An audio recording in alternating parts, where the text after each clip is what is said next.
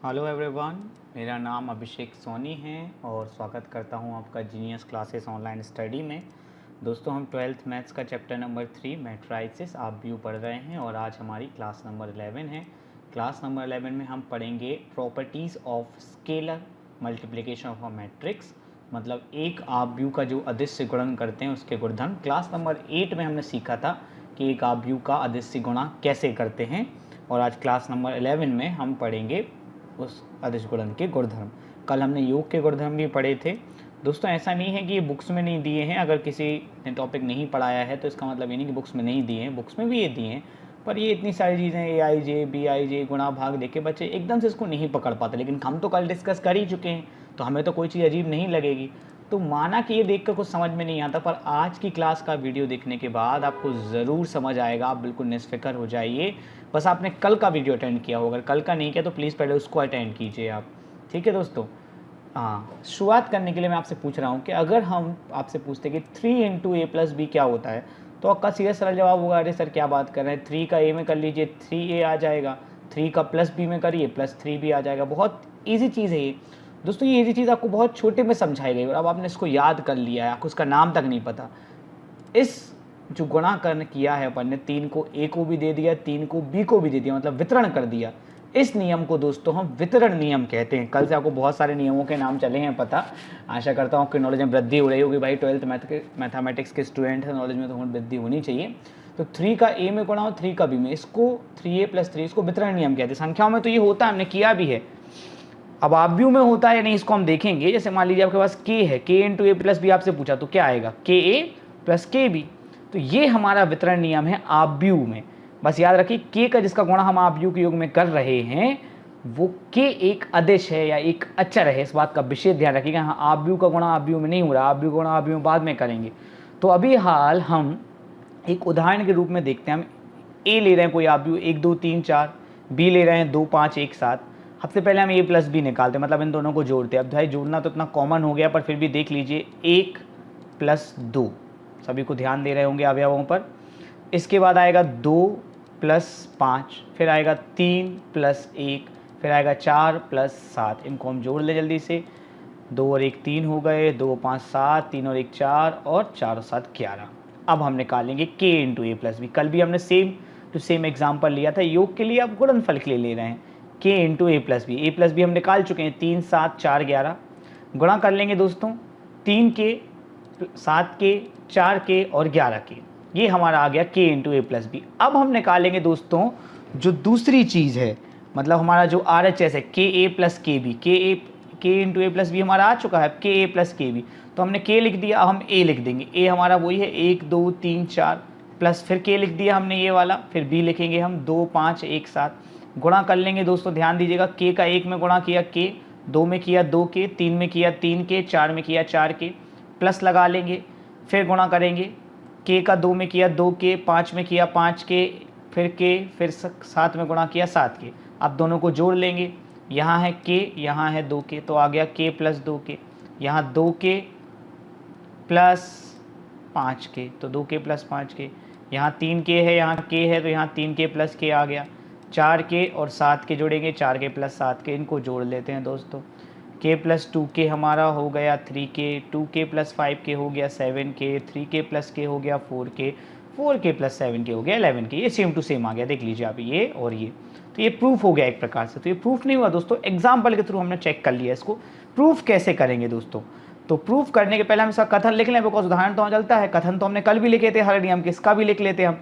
कथन ये है कि यदि a और b कोई दो आव्यूह हैं, समान कोटि के होने चाहिए, पता, वरना a + b ही नहीं निकलेगा अगर समान कोटि के, और k कोई अदिश है, तो ये वितरण नियम क्या कहता है कि k into A plus B is equal to k + KB। कई लोगों को लगता होगा अरे सर ये तो बहुत नॉर्मल सी चीज़ है, काय को नियम बता रहे हैं सर। आपने पहले ध्यान नहीं दिया नियमों के बारे में, जब संख्याओं में पढ़ा, चरों में पढ़ा। अब आप आव्यूह पढ़ रहे हैं, अब तो ध्यान दे लीजिए, नाम तो पता होनी चाहिए चीज़ों के। भाई सिलेबस में है चीज़ें, हमारी बुक में कोई भी चीज़ ऐसे नहीं लिखी होती है। चलिए इसको प्रूफ देख लेते हैं दोस्तों हम। प्रूफ यहाँ पे क्या है, KA + B, यहाँ A और B दोनों आव्यूह हैं। तो हम करेंगे क्या, ध्यान दीजिएगा। मैंने यहाँ कोष्टक लगा लिया है। A एक आव्यूह, जैसे बड़ा कोष्टक यहाँ बनाया था वैसे बड़ा कोष्टक मैंने बना लिया, ये बना लिया। अब इसमें हम ये सारे ऐसे 4 अवयव नहीं लिखेंगे, 1 2 3 4 नहीं लिखेंगे, हम केवल एक अवयव लिखेंगे ए आई जे, जो व्यापक अवयव। ऐसे हम बी में करेंगे, कोष्टक बना लिया बी के लिए मैंने। अब इसमें मैं एक व्यापक अवयव लिखूंगा बी आई जे, ठीक है, नॉर्मल सी बात है। अब देखिए तो दोस्तों, जैसे यहाँ पे 1 और 2 जुड़ गए थे अवयव, वैसे यहाँ पे ए आई जे और बी आई जुड़ जाएंगे, अवयव हैं, जुड़ते हैं आप भी में वो तो। चलिए आगे आ जाते हैं। अब हम क्या करेंगे कि के का गुणा इस अवयव में कर देंगे। अवयव है, जैसे हम देखिए यहाँ पे 3 था एक अवयव, इसमें हमने के गुणा 3 के हो गया। वैसे ये पूरा अवयव है ए आई जे प्लस बी जे, इसका अंदर हमने के का गुणा कर, जैसे के का हमने यहाँ गुणा किया था। समझ गए होंगे मेरी बात को, यही तो कंफ्यूज करता है, इसलिए तो एग्जाम्पल लिया है मैंने। चलिए अब वितरण नियम से दोनों वितरण, संख्याओं में तो वितरण नियम पहले से लगता है दोस्तों, आप की बात नहीं पता, लेकिन संख्याएं ए और बी तो के ए आई जे प्लस के बी जे, ये अपना आप भी बन गया। अब दोस्तों हम इसको अलग अलग कर देंगे, के ए आई जे अलग आप बन जाएगा, के बी आई जे अलग बन जाएगा आप। तो के इसमें से हम कॉमन निकाल लेंगे, जैसे हमने गुणा किया था वैसे हमने कॉमन निकाल लिया, जैसे के इसमें से कॉमन निकाल लेंगे। अब ये ए आई जे की जगह हम लिख देंगे ए और बी आई जे की जगह लिख देंगे बी, तो ये आपका के इंटू ए प्लस बी के बराबर हो जाएगा और ये हो जाएगा आपका हैंस प्रूव्ड। आशा करता हूँ दोस्तों आपको समझ में आ गया होगा। अब एक क्वेश्चन है ये, जिसमें आपको अभी ए दिया है और अभी बी दिया है, ये मैंने सारे क्वेश्चन बुक से उठाए हैं और आपको प्रूव करना है 3 into A plus B 3a plus 3b, ये आपको अपने नोट्स में करना है। चलिए वितरण नियम का एक और फॉर्म देख लेते हैं जो मुझे आपको दिखाना है कि इसमें क्या रहेगा, एक आव्यूह रहेगा a और अदिश 2 रहेंगे, k के साथ अब l भी आ गया, तो ये बोल रहे हैं k प्लस l, जैसी कोई संख्या है 2 प्लस 3 इंटू ए बराबर क्या होगा दोस्तों, आप खुद बता सकते हैं, k का a में गुणा हो जाए k प्लस l। ठीक है दोस्तों, इसको हम प्रूव करेंगे, इसका हम एग्जाम्पल नहीं लेंगे, k प्लस एल इंटू ए। तो k प्लस एल तो लिखा है, ए की जगह हमें बनाना है आव्यूह, तो मैंने बड़ा कोष्टक लिया। अब मैं इसमें बहुत सारे अवयव नहीं लिखूंगा, मैं केवल एक अवयव लिखूंगा ए आई जे, जो कि हमारा व्यापक अवयव है। चलिए दोस्तों, अब जैसे कि अचर का गुणा होता है तो इस अवयव में अचर का गुणा हो जाएगा, जैसे हमने पिछली बार 2 में k का गुणा किया तो 2k हो गया था, गुणा हो गया। अब दोस्तों हम वितरण कर देंगे, मतलब k में लिख देंगे ए आई जे और l में भी लिख देंगे ए आई जे, ये दोनों वितरण हो गया दोस्तों। चलिए कोष्टक लगा लेते हैं। अब दोनों आव्यूह को हम अलग अलग कर लेंगे, अब यहाँ से हम k कॉमन निकाल लेंगे, यहाँ से l बाहर निकाल लेंगे, अब बस ए आई जे की जगह a लिख देंगे, ये हो जाएगा आपका हैंस प्रूफ। देख रहे हैं आप दोस्तों, जो बुक में लिखा होता है आपको बहुत टफ लगता है, वो कितनी ईजी चीज़ है। आशा करता हूँ आपको मज़ा आ रहा होगा दोस्तों। यहाँ पे हम k into A plus B लिख देंगे और ये आपका हो गया हैंस प्रूफ। दोस्तों अब आ जाते हैं अगली चीज़, वितरण नियम हो गए। अब तीसरी चीज़ क्या है उसको हम देख लें। मैंने कल आपको बताया था गुणन संक्रिया क्रम विनिमय, अगर आप कल की क्लास में आए तो आपको निश्चित याद होगा, मैंने आपको बताया गुणन संक्रिया क्रम विनिमय। जिनको नहीं पता उनको बता दूं, जैसे हम 5 का गुणा 2 में करते हो 10 आता है। अब अगर हम इस क्रम का विनिमय कर दें, मतलब इस क्रम को बदल दें, वो 2 गुणा 5 करें तो भी दोस्तों 10 ही आता है।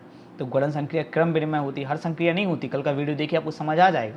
तो हम पता करना चाहते हैं कि एक आव्यूह का जो अदिश्य गुणन, देखिए दीजिए आव्यूह का गुणा नहीं हो रहा, वो अलग टॉपिक आगे पढ़ेंगे।